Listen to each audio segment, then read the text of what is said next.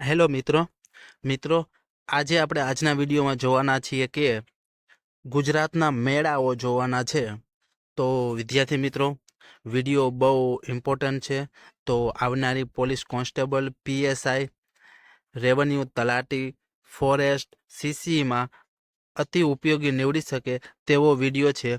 તો વિદ્યાર્થી મિત્રો, વિડીયોને છેલ્લે સુધી નિહાળજો અને મારી ચેનલમાં નવા હોય તો ચેનલને સબસ્ક્રાઈબ કરી દેજો. તો ચાલો આપણે વિડીયો શરૂ કરીએ. સૌથી પહેલાં કચ્છ જિલ્લાના મેળાઓ જોવાના છે આપણે. તો કચ્છમાં એક તો ચખદાદનો મેળો કચ્છમાં ભરાય છે. આ મેળો કચ્છ જિલ્લામાં ભાદરવા સુદ 11ના દિવસે મોટો મેળો ભરાય છે. જંધાર લોકો જખને પોતાના ઈષ્ટદેવ માને છે. પુત્ર પુત્રીની પ્રાપ્તિ તથા તેનું નામ જખુ કે જખી પાડવામાં આવે છે. ત્યાર પછી જોઈએ આપણે કચ્છનો બીજો મેળો જે રવેચીનો મેળો.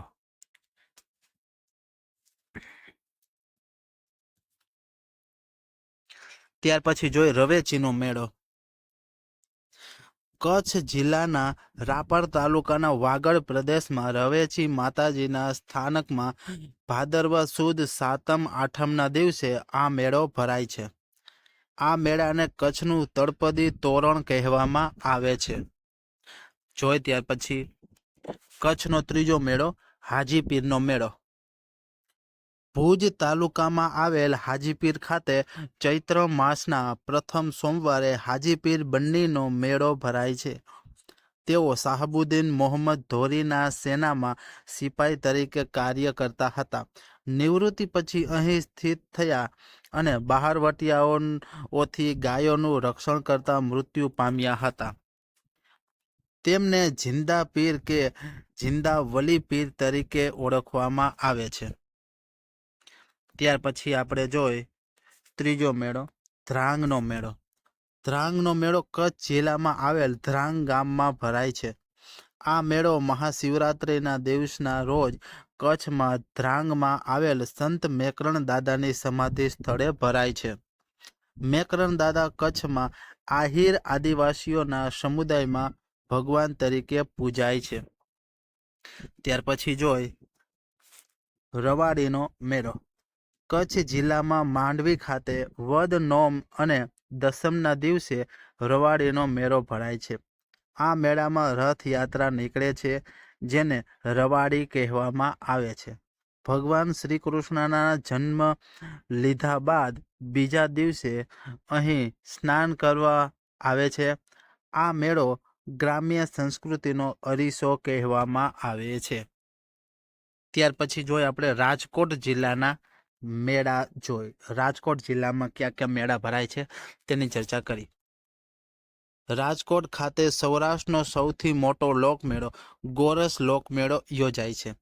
વર્ષ 2018થી આ લોકમેળાને જુદા જુદા નામ આપવાની શરૂઆત થઈ હતી.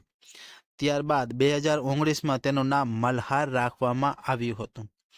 આ મેળાનું આયોજન દર વર્ષે શ્રાવણ સુદ 6થી શ્રાવણ સુદ 10 સુધી કરવામાં આવે છે. ત્યાર પછી ભાવનગરમાં કયા કયા મેળા છે તેની ચર્ચા કરીએ.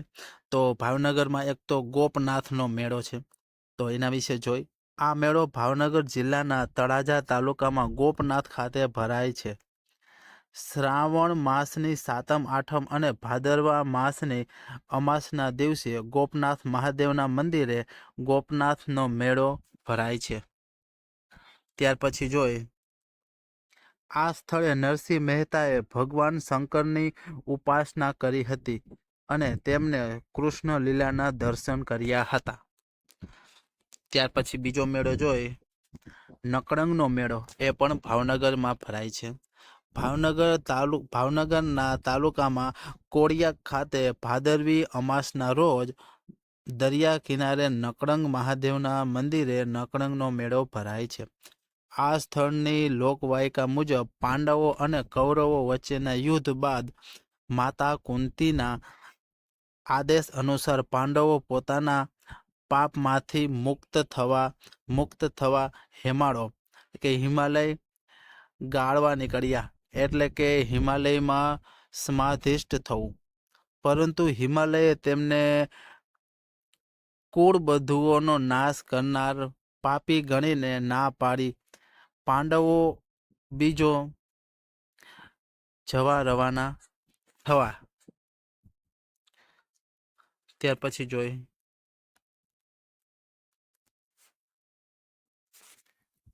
જુનાગઢ જિલ્લાના મેળા જોઈ.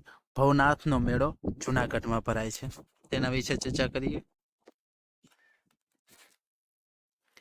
જુનાગઢ જિલ્લામાં આવેલ સુવર્ણ સિક્તા નદીના કિનારે મહાવદ તેરસના દિવસે મહાવદ અમાસ મહાશિવરાત્રિ સુધી ભવનાથ મંદિરમાં આ મેળો ભરાય છે, જે ભગવાન ભવનાથના મેળા તરીકે ઓળખવામાં આવે છે. મેળાની શરૂઆત દિગંબર હિન્દુ સંતો દ્વારા ધ્વજારોહણ સાથે શરૂ થાય છે. જૂનાગઢમાં આવેલ ભવનાથ મંદિર સામે મૃગી કુંડમાં શિવરાત્રિ નિમિત્તે દિગંબર સાધુઓ સ્નાનનું અનેરું મહત્વ છે. ત્યાર પછી રાજ્ય સરકાર વર્ષ 2019માં આ મેળાને મિની કુંભ મેળાનો દરજ્જો આપ્યો હતો. ત્યાર પછી જોઈ ઝુંડનો મેળો. ઝુંડ ભવાની માતાજીના મંદિર ખાતે માળિયા હાટીના તાલુકામાં ચોરવાડના દરિયા કિનારે મેળો ભરાય છે. ત્યાર પછી જોઈ ઉર્સનો મેળો. જૂનાગઢમાં ઉપલા દાતાર પર આ મેળો ભરાય છે. અહીં મોટી સંખ્યામાં મુસ્લિમ સમાજના લોકો આવે છે, ઉપરાંત હિન્દુ મુસ્લિમ એકતાના દર્શન થાય છે. ત્યાર પછી જોઈ લીલી પરિક્રમા. કારતક સુદ 11થી દેવ દિવાળી સુધી ગિરનારની પરિક્રમા 46 કિલોમીટર કરવામાં આવે છે. યાત્રાના છેલ્લા અને 5મા દિવસે ભવનાથ મહાદેવના દર્શન કરીને દામોદર કુંડમાં સ્નાન કરીને યાત્રા પૂરી કરે છે. સ્કંદ પુરાણમાં આ જગ્યાનો ઉલ્લેખ જોવા મળે છે. તે મુજબ શ્રી કૃષ્ણના બહેન સુભદ્રા અને અર્જુનના લગ્ન અહીં થયેલા હતા. ત્યાર પછી જોઈએ આપણે સુરેન્દ્રનગરના જિલ્લાઓની ચર્ચા કરીએ. તેમાં તરણેતરનો મેળો.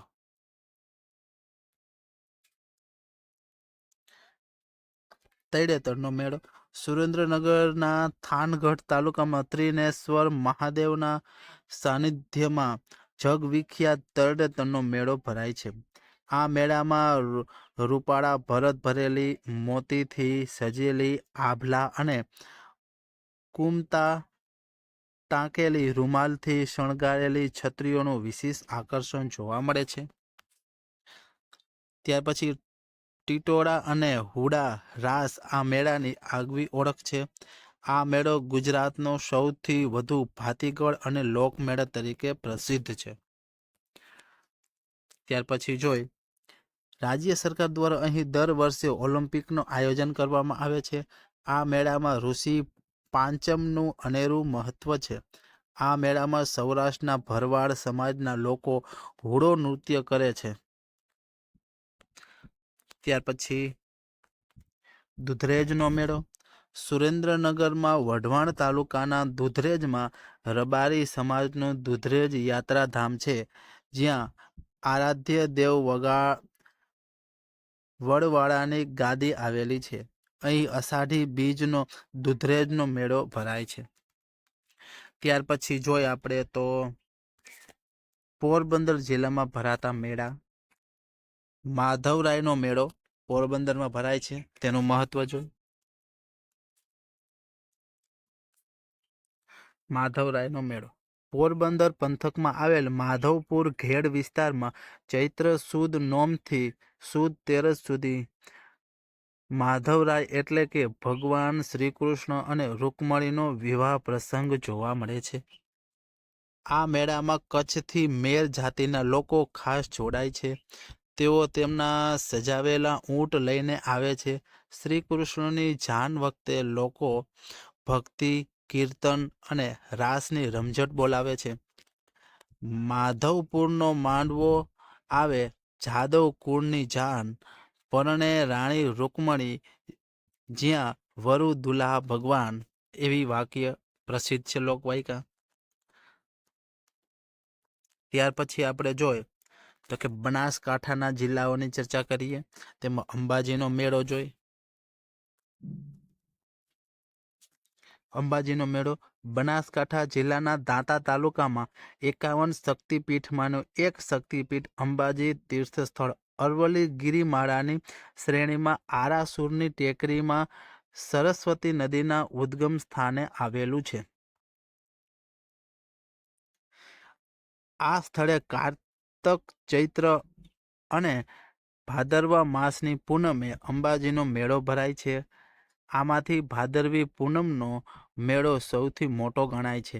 આ મેળો 13થી પૂનમ સુધી ચાલે છે. ત્યાર પછી જોઈએ આપણે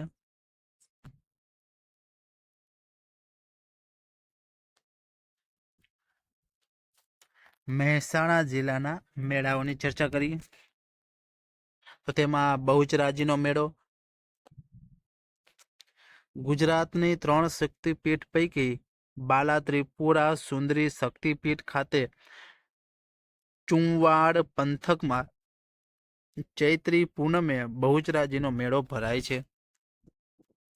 ત્યાર પછી મીરાદાતાનો મેળો મહેસાણા જિલ્લાના ઊંઝા તાલુકાના ઉનાવા ખાતે હજરત સૈયદ અલી મીરાદાતાર બાપુ મીરાદાતાની દરગાહ આવેલી છે.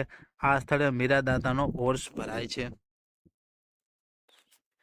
ત્યાર પછી પાલોદરનો મેળો ફાગણ વદ 11થી 13 સુધી મહેસાણા તાલુકામાં આવેલ 64 જોગણી માતાને મંદિરે પાલોદરનો મેળો ભરાય છે. આ મેળામાં વરસાદ અને પાકની આગાહી કરવામાં આવે છે. ત્યાર પછી એઠોરનો મેળો ઊંઝા તાલુકામાં પુષ્પાવતી નદીના કિનારે આવેલ એઠોર પ્રાચીન સમયે અરાવતી તરીકે ઓળખાતું હતું. ગણપતિની માટીમાંથી બનેલી પ્રાચીનતમ મૂર્તિ આવેલી છે.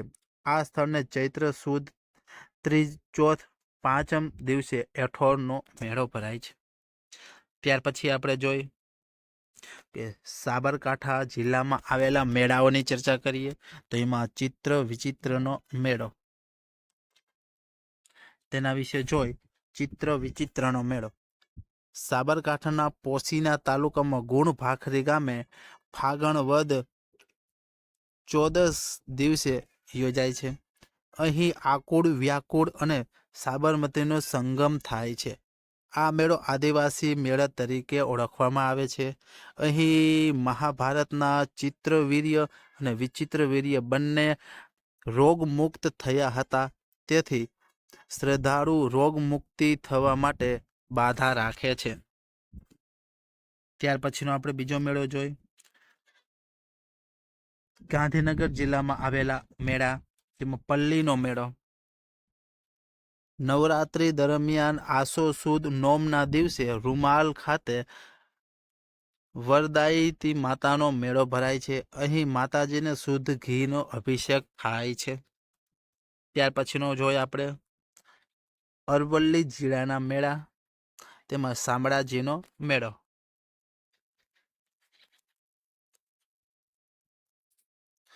અરવલ્લી જિલ્લાના મેશ્વો નદીના કિનારે આ મેળો ભરાય છે. આ મેળો કારતક સુદ 11થી શરૂ થઈને 21 દિવસ સુધી ચાલે છે. ગુજરાતનો સૌથી મોટો આદિવાસી મેળો ગણવામાં આવે છે. આ મેળો ગુજરાતમાં સૌથી લાંબો ચાલતો મેળો પણ છે. શામળાજીના મેળા માટે લોકગાયિકા ખૂબ જ જાણીતું છે. લોકગીત ખૂબ જાણીતું છે. તે છે હાલ કટુરી હાલ રણઝરિયું રે પેંજડિયું વાગે, શામળાજીના મેળે રણઝરિયું રે પેંજડિયું વાગે. લોકવાયકા ખૂબ જાણીતી છે. ત્યાર પછી આપણે જોઈ પાટણ જિલ્લો, પાટણ જિલ્લાના મહત્વના મેળા જોઈ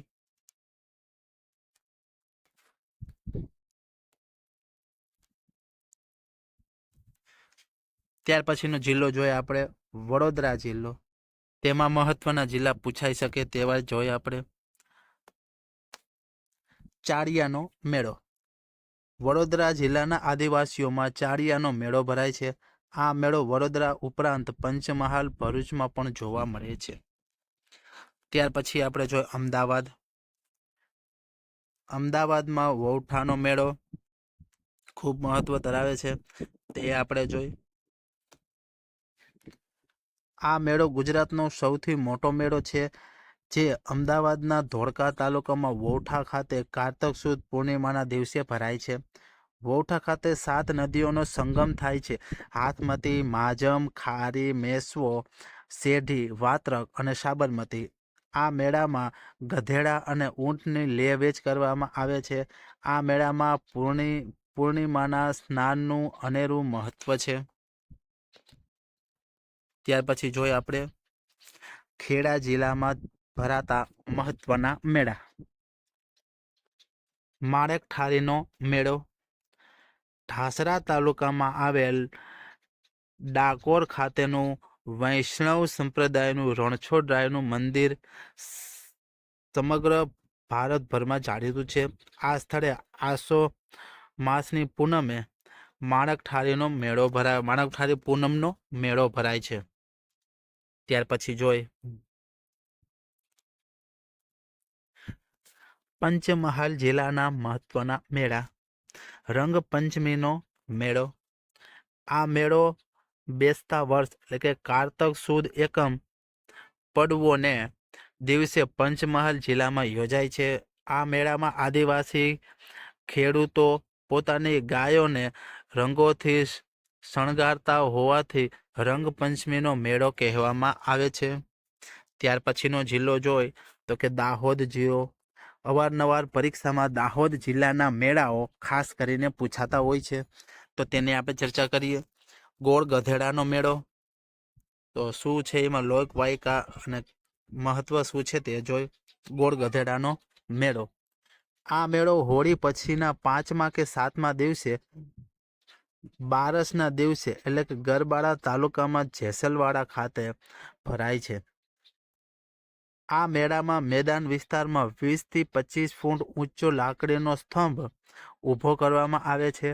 તેના ઉપર કાણા પાડીને માણસો ઊભા રહી શકે તેવી રીતે 4-5 ફૂટ 2 આડા લાકડાના કટકા બેસાડવામાં આવે છે અને થાંભલાની ટોચ ઉપર ગોળની પોટલી બાંધવામાં આવે છે. આ સ્તંભની નીચે કુંવારી કન્યાઓ અને સ્ત્રીઓ હાથમાં વાંસની સોટી લઈને ઢોલના તાલે ગોળાકાર નૃત્ય કરે છે. આ મેળાની પોટલી લેવા માટે ગધેડા જેવો માર ખાવો પડે છે, તેથી તેને ગોળ ગધેડાનો મેળો કહેવામાં આવે છે. ત્યાર પછીનો જોઈએ આપણે આંબલી અગિયારસનો મેળો. આ મેળો ફાગણ સુદ 11ના દિવસે દાહોદ જિલ્લાના લીમખેડા તાલુકાના હડફ નદીના કિનારે ભરાય છે. આ મેળાને હાથીધારના મેળાના નામથી પણ ઓળખવામાં આવે છે. ત્યાર પછી જોઈએ આપણે ચૂલનો મેળો. આ મેળો ધૂળેટીના દિવસે દાહોદ જિલ્લાના ગરબાડા તાલુકામાં ગાગરડી અને ઝાલોદ તાલુકાના રણિયા ગામે ભરાય છે. ત્યાર પછી જોઈએ આપણે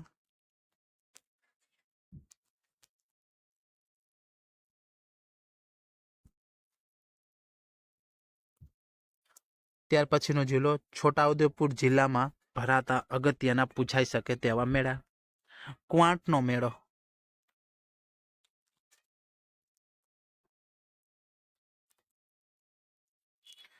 મહાવદ ચોથના દિવસે ક્વાંટ ખાતે ગાંધીજીના અસ્થિ વિસર્જન કરવાનું નક્કી કરવામાં આવ્યું હતું. તેથી દર વર્ષે મહાવદ ચોથના દિવસે છોટાઉદેપુરના રાઠવા આદિવાસીઓ દ્વારા અહીં ક્વાંટમાં મેળાનું આયોજન કરવામાં આવે છે. ક્વાંટ ગામના આ મેળામાં મધ્યપ્રદેશ તેમજ રાજસ્થાનના આદિવાસીઓનું પણ રંગબેરંગી પોશાક પહેરીને મેળાઓ માણવામાં આવે છે. ત્યાર પછી જોઈ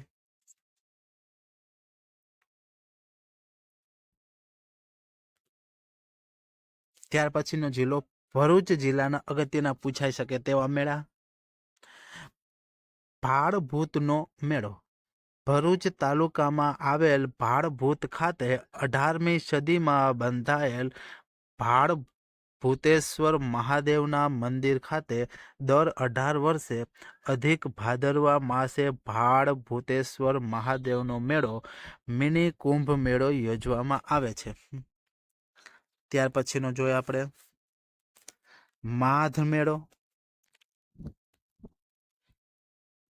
શ્રાવણ વદ નોમના દિવસે ભરૂચમાં માધ મેળો યોજાય છે, જેને મેદછડી પણ કહેવામાં આવે છે. ત્યાર પછી આપણે અગત્યનો મેળો જોઈ તો વિદ્યાર્થી મિત્રો, આજના વિડીયોમાં આપણે ગુજરાતના અગત્યના પરીક્ષામાં પૂછાઈ શકે તેવા મેળાઓની ચર્ચા કરેલી છે. તો વિદ્યાર્થી મિત્રો, વિડીયો પસંદ આવ્યો હોય તો વિડીયોને લાઇક કરી દેજો અને મારી ચેનલમાં નવા હોય તો ચેનલને જરૂરથી સબસ્ક્રાઈબ કરી દેજો. મળીએ હવે એક નવા વિડીયો સાથે.